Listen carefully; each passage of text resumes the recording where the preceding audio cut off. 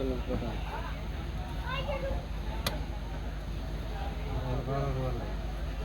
এলে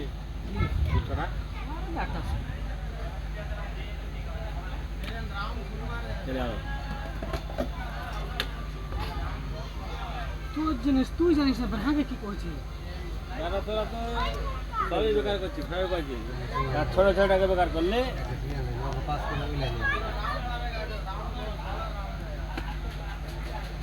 ওটাকে ক্রস করবে মানে তার সামনে ভাগবে আর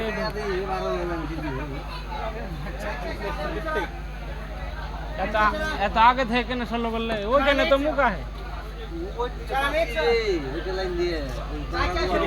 হ্যাঁ ওইটাই তো কিন্তু আগে তো মুখ আছে এখানে কেন ছায়া হলো